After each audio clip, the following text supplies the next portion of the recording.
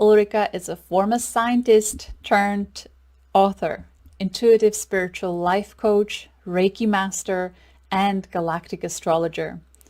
Ulrika is the creator of the New Light Living podcast and the book Wisdom Beyond What You Know: How to Shift from Being Driven by the Mind to Living from the Heart and Intuition. She's passionate about guiding the reconnection with our multidimensional self to find inner calm, self-love, and life balance. Ulrika invites you to expand your perspective through a galactic astrology reading with her and an opportunity to integrate the insights into your life through her 3-month professional coaching program. Visit ulrikasullivan.com for more information. Ulrika became certified as Quantum Soul Guidance Practitioner in December 23rd, 2022. She's a regular guest on our Galactic Astrology YouTube channel and offers immense guidance in relation to current astrological transits. So, Ulrika's presentation today is about what is really going on. Learn about the higher perspective of the major energetic shifts occurring in 2025. Neptune and Saturn enters Aries, Uranus enters Gemini, Jupiter enters Cancer. Ulrika will talk about New Earth future energy signature through the lens of the Kuiper Belt objects. Brilliant. Get your notepads ready and enjoy.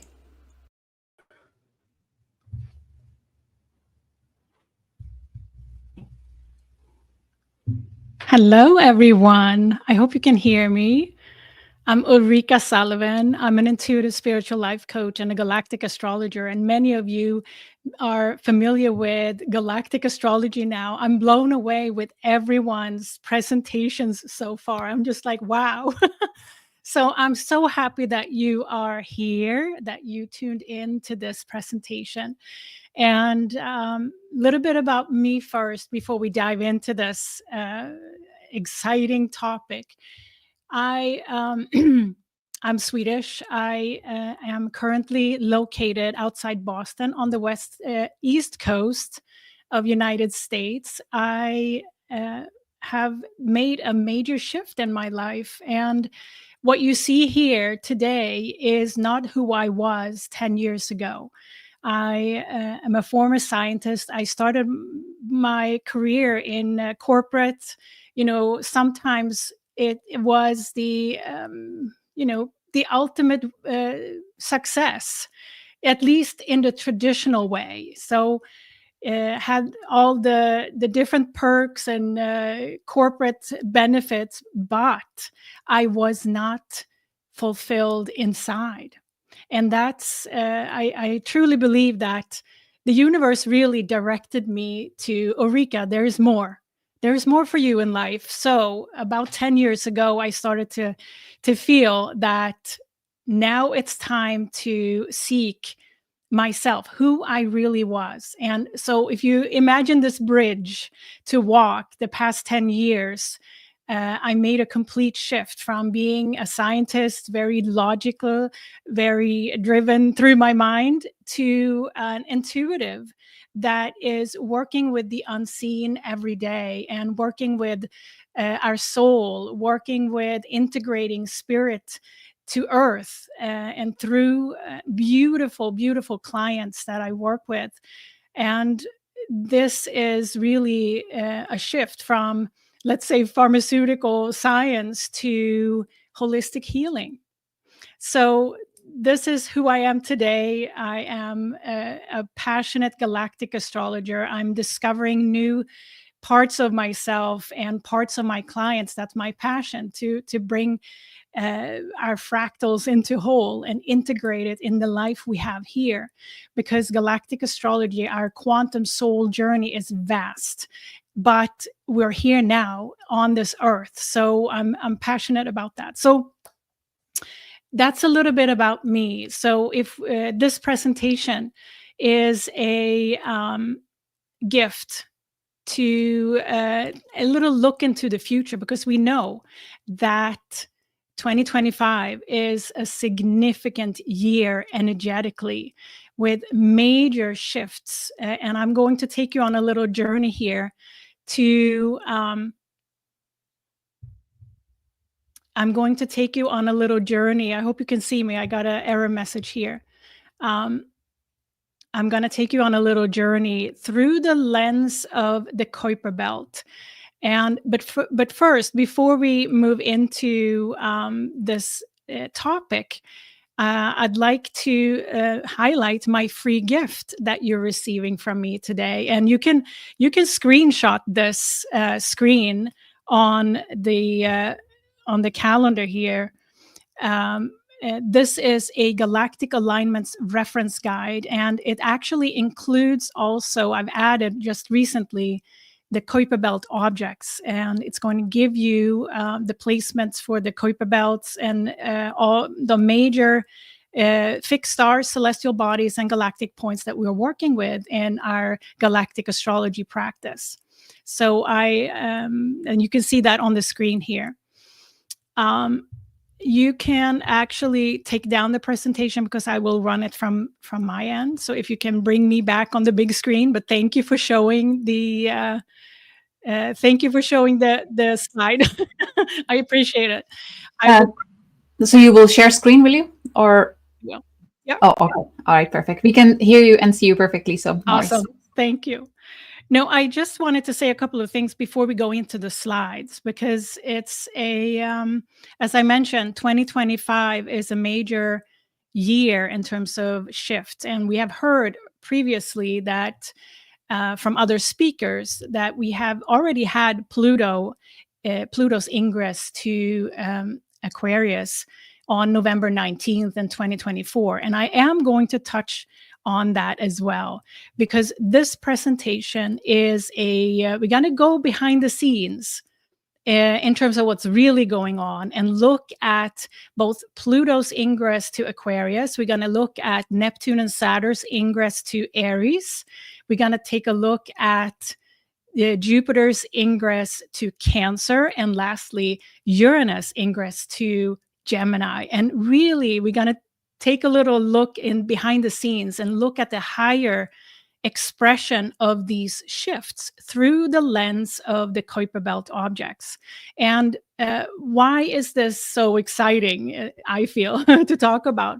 It's because the Kuiper belt objects are dwarf planets that have been recently discovered. And it has been said that the Kuiper belt is, and we're going to talk a lot more about this, just sharing with you why I'm so passionate about this topic, is that the Kuiper belt objects represent a higher energy, a higher consciousness, a higher octave of these outer planets that we traditionally are familiar with. So that's why I want to share with you what's really going on, and I'm excited about that. And this presentation is a shorter version of a presentation that I give in my 2025 Galactic Astrology Forecast offering that I'm having available now, where we go over the entire 2025. And if you're interested in that, check out my website. It's available there now. And this is another layer of energy that we are now ready to relate to, I believe, because it's very high vibrating energy that comes from the Kuiper belt objects. And so I'm going to dive into each of these major shifts of 2025 with you through the lens of the Kuiper belt. And first, we're going to talk a little bit about what are the main energies of future energy signature. And I'm going to give you the scoop up front here. I'm going to give you all the main points in a summary first. And then we're going to dive into each of the different shifts that we talk about: Pluto, Neptune and Saturn together, Jupiter and Uranus. And then, of course, I have always some questions for you. If you've watched my videos on my YouTube channel, I always include extra questions, because my passion is also to not only share my insights and guide, but also to support integration of what it means in your real life here on Earth now. So I'm very passionate about these questions, and it's almost the most important part is what we actually do with the insight that we receive. So are you ready? Are we going to go to the slides now? So let me see if I can pull them up here. This should be it.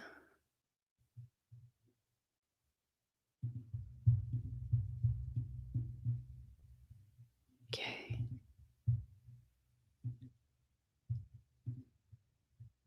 Here we go. So Ulrika, just so you know, the presentation is uploaded from my end, so I will have to move the slides for you. You will just have to tell me next slide, because yeah, but can I share on my end? If you upload it to Studio first, but it doesn't seem to be there yet, so you need to go click. It is here. I can see them on my end. Yeah, we are double. No, it's the one that I uploaded because I couldn't see yours. So I uploaded your backup. You know, so it means if it didn't come from you, then you cannot move the slides yourself. So is it okay if you just say next slide and I'll do it for you? Yes, I just had that slide that we watched, that we saw first, with the link on. Yeah. Do you have that as well? Oh, okay. Was that more than one slides there? Yeah. Oh, okay. So in that case, there you go. You're able to move? All right. Perfect. All right. I'm gonna hide. Thank you, Julia. I appreciate it. So here, again, if you haven't taken a screenshot of this, offering the free gift that I have, please do so, and visit my YouTube channel and my Instagram at ulrikasullivan.com. So here is the scoop that I'd like to just review with you first, and we'll come back to the summary slide at the end. And some of this some of these names of these dwarf planets that I'm going to talk about may now in the beginning of the presentation sound like, what is this? But we're going to go through each of them, and hopefully you'll leave this presentation with more insights. But the future energy signature that I'm going to talk about and give you a feel for is related to the Kuiper belt objects and their influence on us. And part of the future energy signature, imagine a way of being where we can hold courage to hold the frequency of truth. And the statement of holding a frequency of truth comes from the true reason or behind the scenes of Pluto's ingress to Aquarius. And we can look at that through Pluto's higher expression, higher octave, which is Eris. Aries, the dwarf planet Eris, we're going to talk more about her, but also through Pluto's brothers, who are Ixion and Orcus. And we're going to take a look at an astrology chart that will give you a little bit more astrology around that, how I interpret Eris, Ixion, and Orcus in light of Pluto's ingress to Aquarius. But ultimately, as a summary point here, authenticity is required. Pluto is showing us Eris, Ixion, and Orcus higher consciousness is about bringing out our authenticity so that we can shine our true uniqueness, our soul's uniqueness, no matter what. So that's really what Pluto is. Pluto's intention is with going into Aquarius, to bring out our authenticity so that we can shine our true light unapologetically. Now, if I look at the second statement here on the slide, increased psychic and empathetic awareness. And here we look at Neptune's and Saturn's ingress to Aries. And all of this, I should say, is happening the first half of 2025. And we'll talk more about dates and things like that in future slides here. But Neptune, the higher octave of Neptune is Haumea, the dwarf planet Haumea. And Haumea is conjunct the Shapley attractor. So that is a magnifying, I don't have the word for it, but tuning into Shapley attractor, that's almost like we have no words for it. But Neptune's higher octave is Haumea, and Saturn's higher octave, higher expression is Varuna, dwarf planet Varuna.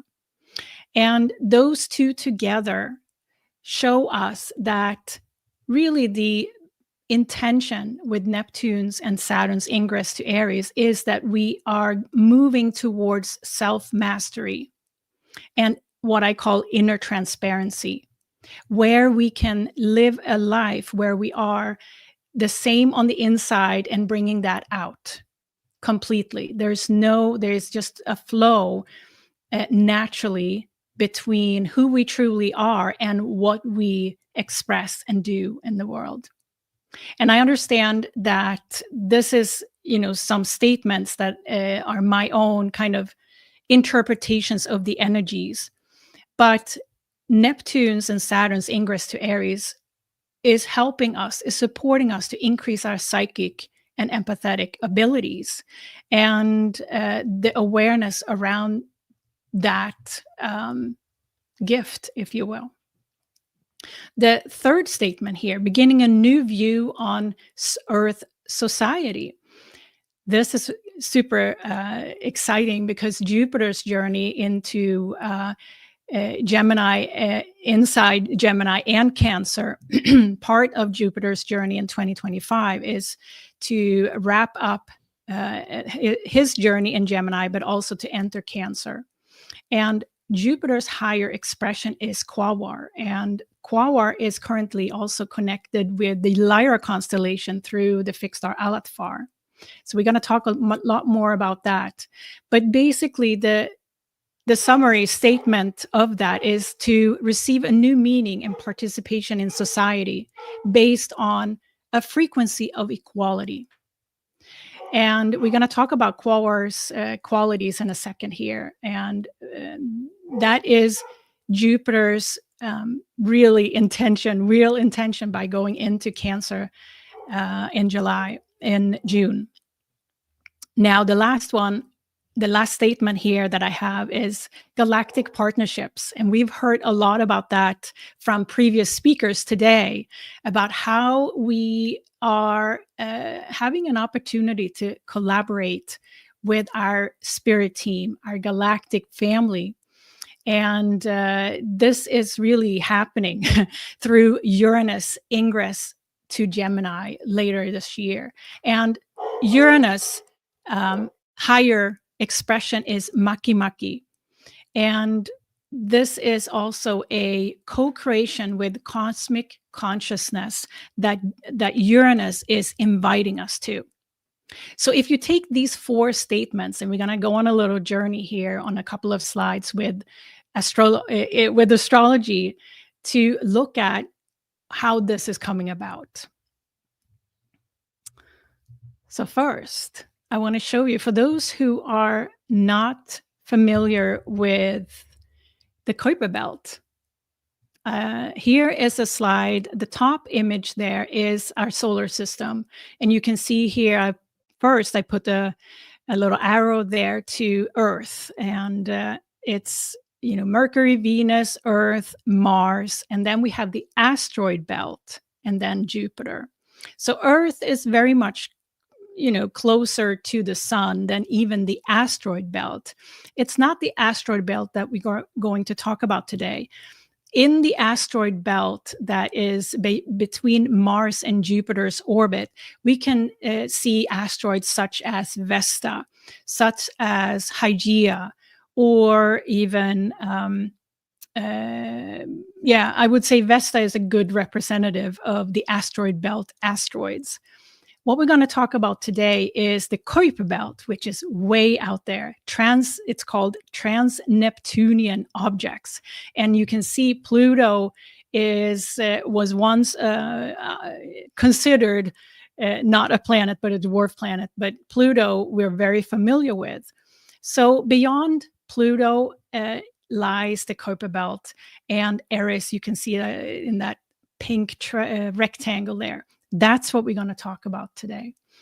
And I also provided a image here of size estimates of these Kuiper belt objects that we're talking about. And what you can see is that, for example, Eris is about the size of Pluto, but it doesn't, the size here, and some of them are really smaller, like Orcus and Ixion are super small compared to Pluto, for example, or Eris.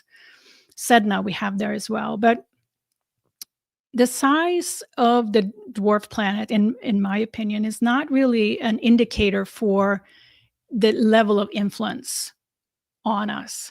So this is just to kind of give you a little bit more of a feeling of beyond the name, what we're talking about here.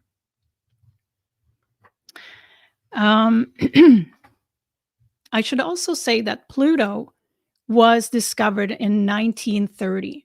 And Pluto we're well familiar with in our astrology chart, right? Pluto is representing often the most outer planet that we are considering in an astrology reading.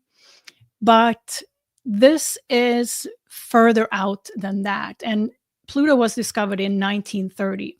The Kuiper belt objects that we're working with here all were discovered around year 2000 to year 2007. So at the turn of millennia there, all of these Kuiper belt objects that we're going to talk about today were discovered. And it's said that once a celestial body is discovered, we're also ready to take in and be aware of its influence. So that's very interesting to contemplate. I feel that, between 1930 and the 2000, the turn of the millennia there's a whole lot of evolution that happened. And now we're ready to take in the Kuiper belt objects, obviously. And I wouldn't be surprised if some of the Kuiper belt objects will be included, like we did with Pluto at the time, in traditional astrology readings moving forward. So we'll see. Maybe this presentation is going to inspire you to consider the Kuiper belt objects in your own astrological studies.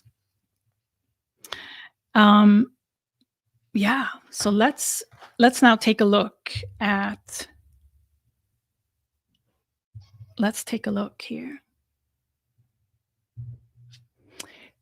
The future energy signature, and this might be a good slide to screenshot just for reference here, because I have put in a table the Kuiper belt objects there in one column, and then its consciousness, its energy signature, and then the higher aspect of. So, for example, as I mentioned earlier, Eris there on the second row is Pluto's higher aspect, but also Mars's sister, and Eris is standing for diversity consciousness. So we're going to talk about that on the next slide when we talk about Pluto's ingress to Aquarius. But one of my favorites is Haumea there further down in the table, which is Neptune's higher aspect. And it's my favorite because my Haumea is conjunct to the degree my sun. And that might be a clue to why I'm interested in these Kuiper belt objects specifically, but I find that interesting. So I'm not going to go through each of these here on this table. We're going to take them one by one as we go through the 2025 shifts. But this might be good to have for reference.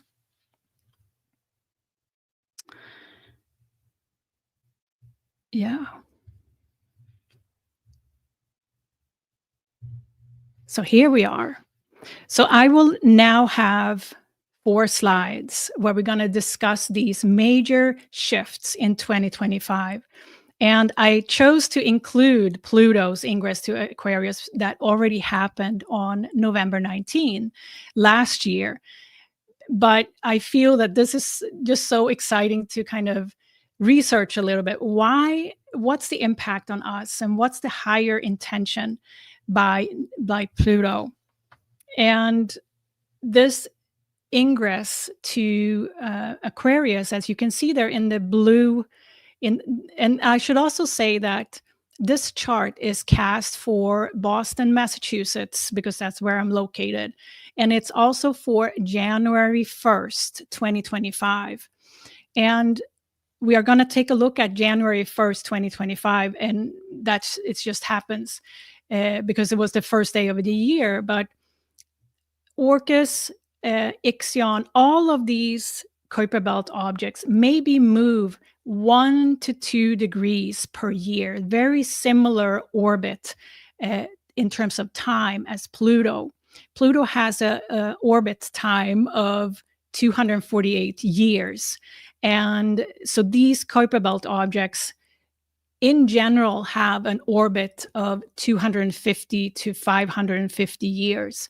So it's okay to look at January 1st on January 14th because these objects will not move that much over the course of a year in the astrological wheel. And same with Pluto, of course. So Pluto here is at 1 degree of Aquarius since its ingress permanently until 2044 in Aquarius. And currently, Pluto is conjunct Lyra constellation and Lyra Aladfar at 0 degree of Aquarius. And Lyra Aladfar is an energy signature of courage, of liberation and yearning for peace. And this combination of Pluto and Lyra Aladfar is one that is characteristic of our cosmic energies, our subconscious energies. There's a major shift going on here with Pluto. And Pluto's influence on us is magnificent this year because we also have experienced this Pluto-Mars opposition that is going to go on for a major part of the year too, because Mars is currently in retrograde and will influence us in a balancing way. We're asked to take action, to be more of ourself, simplified. Now, Eris is the higher expression of Pluto. So I thought it was interesting to look at what is going on with the higher expressions here. And in this slide, we're looking at Eris, but also Pluto's brothers. And if we start first with Eris, there are 24 degrees of Aries. Eris is this unapologetic, higher life force energy that has to do with equality, seeing ourselves and others as equal. Ultimately, diversity consciousness has to do with non-judgment. So just looking at Eris in Aries there, just in terms of our higher energy, is what Pluto really, truly wants to implement. And opposite Eris is now Booth's Arcturus at 24 degrees of Libra. So we have an opposition there with a galactic alignment. And Booth's Arcturus is really has an associated with emotional healing and at the collective level. So we get a clue here that Eris is supportive of non-duality, diversity consciousness, moving towards less duality, if you will, but it's also through emotional healing, we can see others and ourselves as equal. And if we expand this into Pluto's brothers, because they are also part of this party, Ixion here at 5 degrees of Capricorn is seeker consciousness, is the energy signature. And Ixion is opposite now, Sirius B there at 7 degrees of Cancer. So what's this all about? So Ixion is a rebel. And you can think about when I describe these archetypes of energy is like, what does this do to me? And how have I felt this rebel energy? And in opposition to Sirius, it has to do with human galactic heritage in many ways that and linked into what Louise said earlier around spiritual wisdom, to unearth spiritual wisdom and bring it into balance, bring it out in terms of our authenticity, and tap into those deep layers within ourselves where our soul knows our entire journey, not only on Earth, but elsewhere as well. So Sirius B is a very important source of wisdom that we're now asked to come into balance with. Orcus is also one of Pluto's brothers and stands for karmic consciousness. Orcus is in opposition to Eridanus Arcanar at 15 degrees of Pisces. And this is also a balancing. An opposition often invites us to balance two energies. So we are asked here to become aware of our karma, our karmic load, our karmic awareness. What is it that I'm here to learn?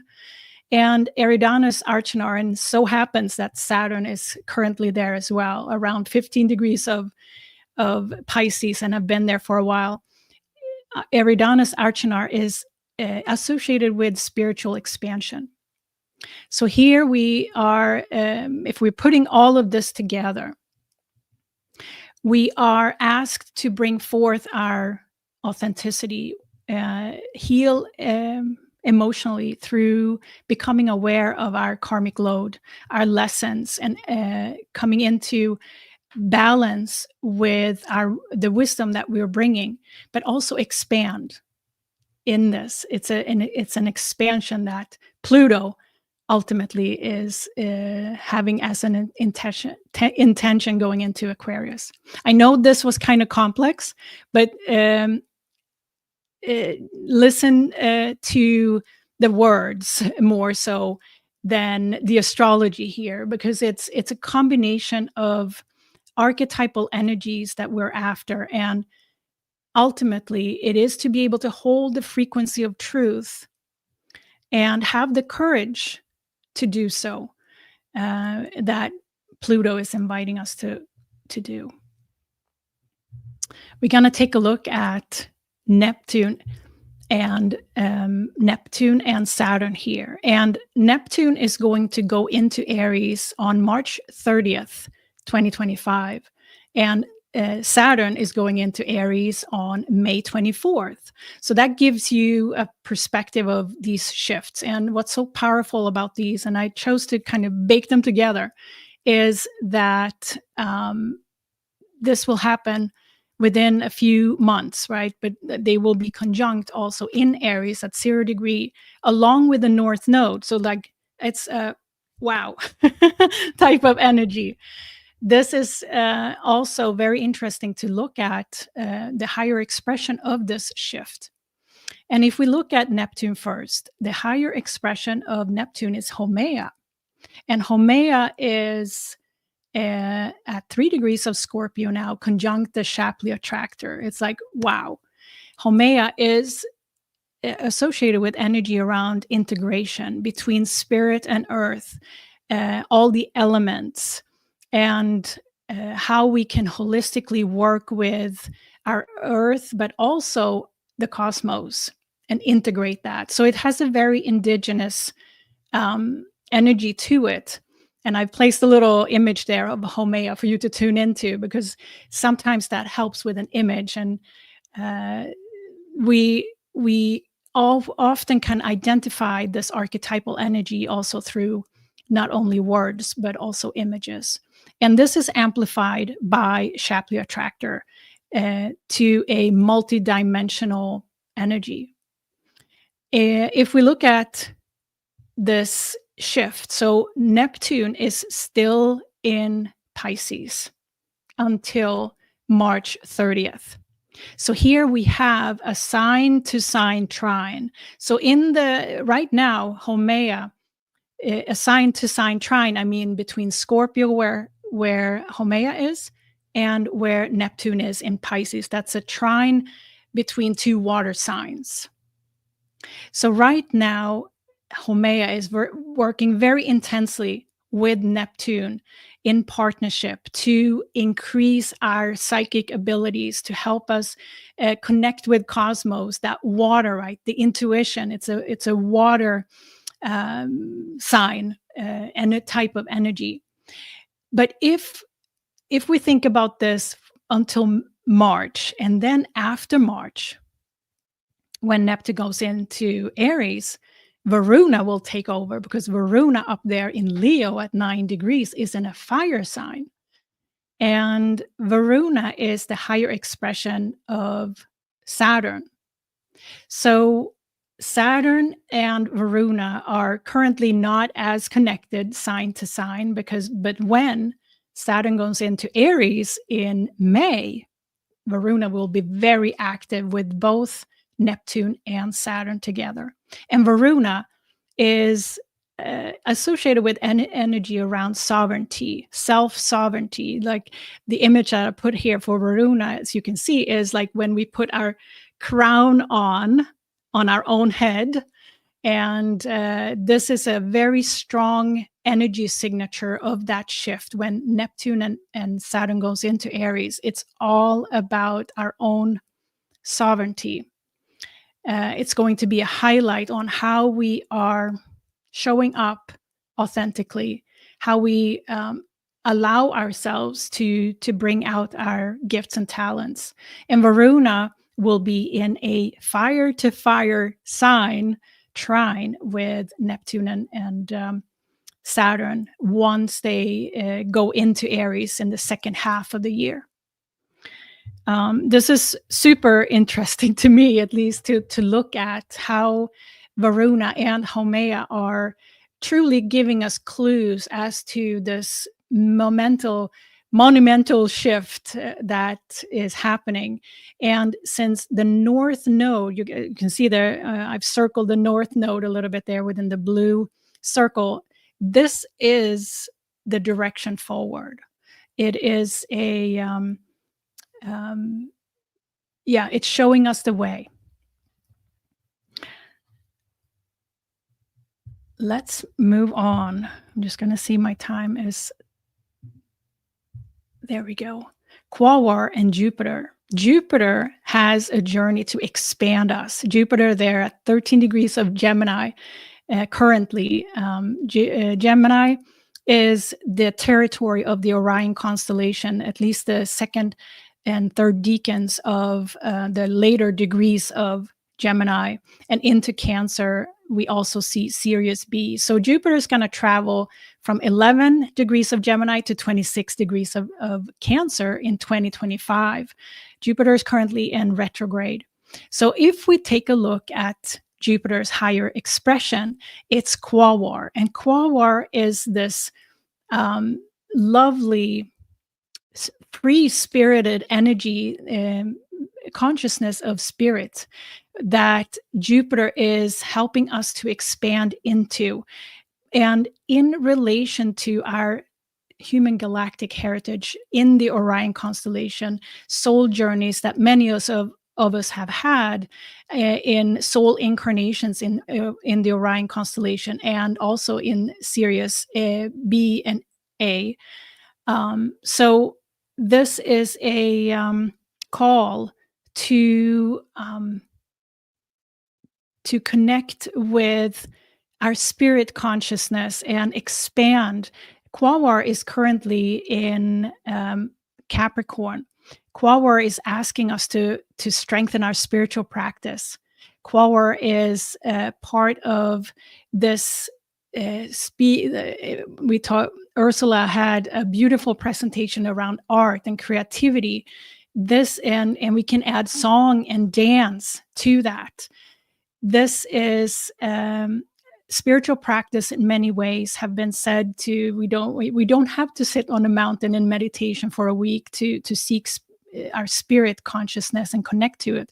This is a call for connecting with spirit in the way that suit us, whether it's through walks or painting, or it can be a spiritual practice that we put into an integration with our spirit.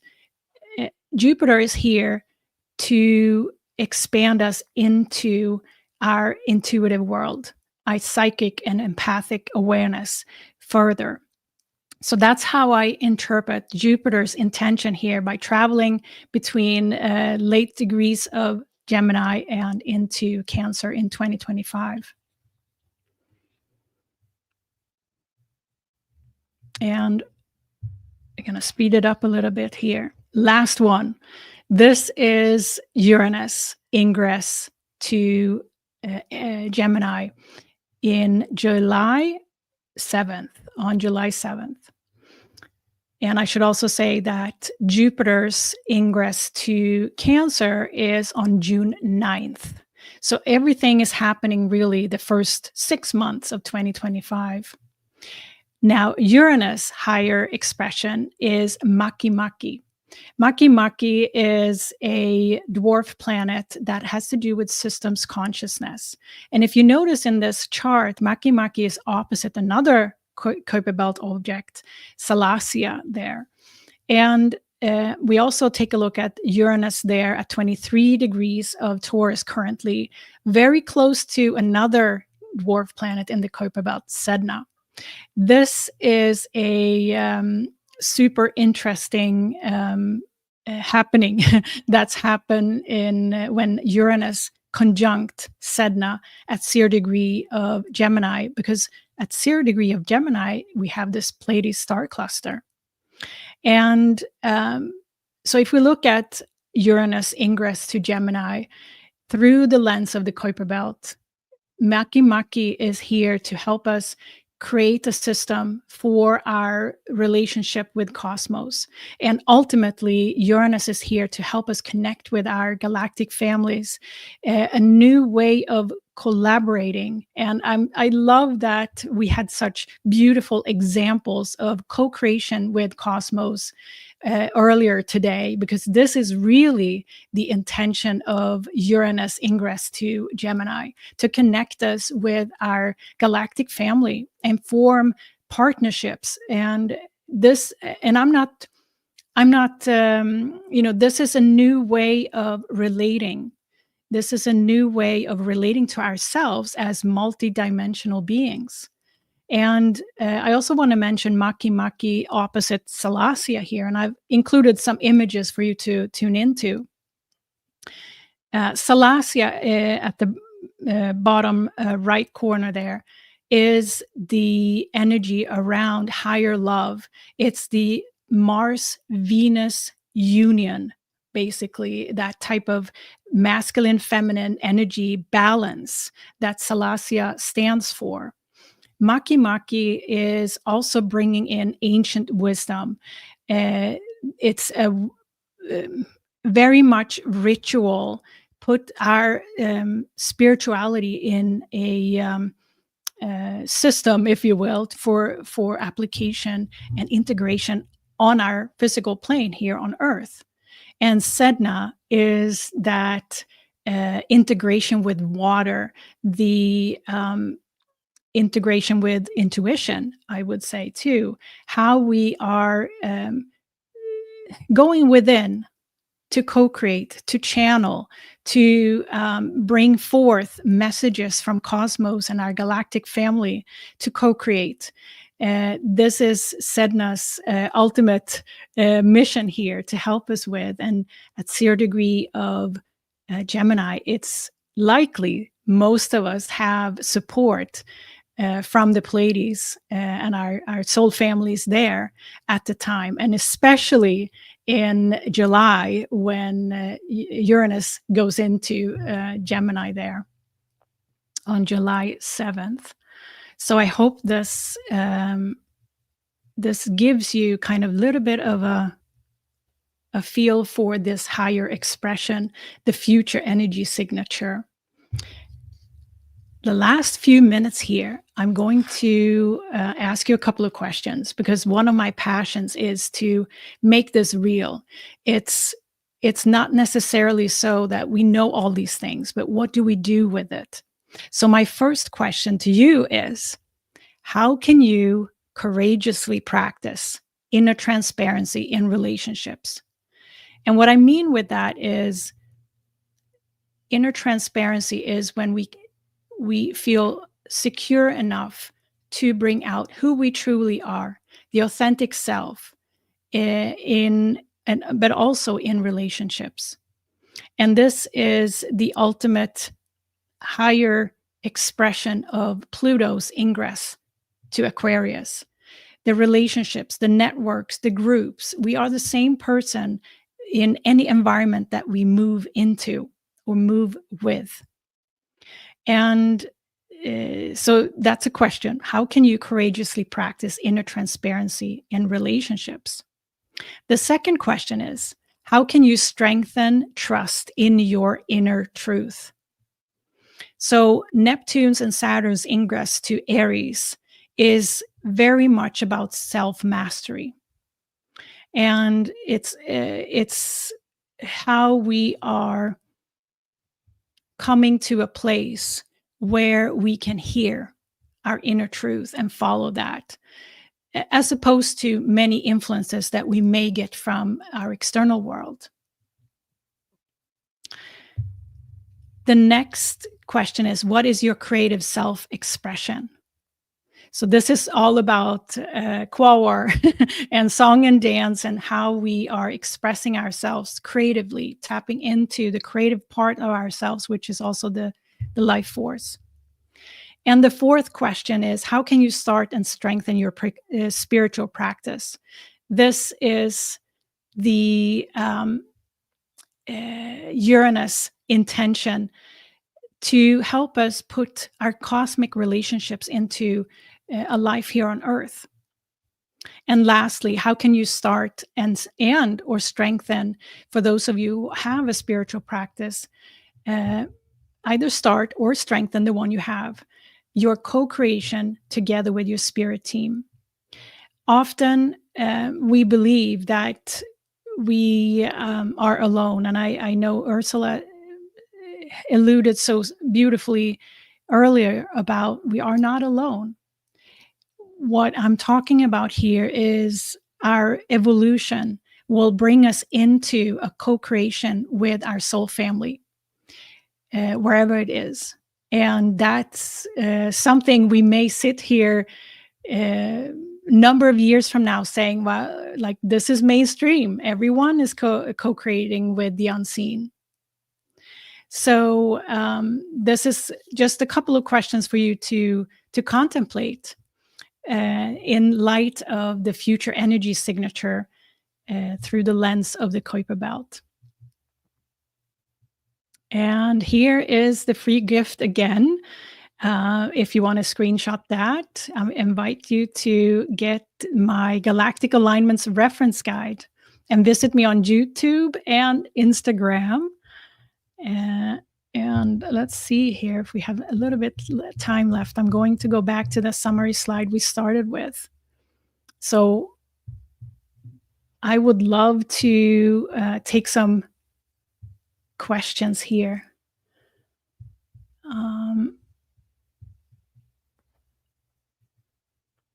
Hi, Nevada. So good to see your name. Let's see. Can you speak more on how you used the, hang on, I have to, there we go. You can see me now. Can you speak more on how you use the energy of astrology during your career change and into your higher purpose? Thank you for asking that question. It was around 2010 or something like that. Even before I made major shifts to my life, I was drawn to astrology, traditional astrology. Once I came across Julia and her work in Galactic Astrology, it just clicked. Like, this is it. And I used astrology from a curiosity perspective to begin with. You know, I read horoscopes, right? And it just grew in terms of the curiosity that I had, like, what can I learn about myself? That's often how it starts, right? We want to learn more about ourselves. So I kind of sought paths to learn more about astrology. And once I started to create my business and make that major leap from corporate to being an entrepreneur, it became clear to me that I can, and I use also other systems, human design and gene keys as well. It is about learning about ourselves, to who we truly are and how we can utilize our natural energy to align ourselves with universal flow. So I listened to my body, where there was something that was resonating with me, like, this is for me, and swift out the rest. I hope that helps. But it's important to notice the body, what it tells us, in what direction to go. And astrology is a great tool to use for insights like that. The next questions: how do we come to realize the Kuiper belt objects correlate to the higher octave of our planets? It totally makes sense for the time we're in.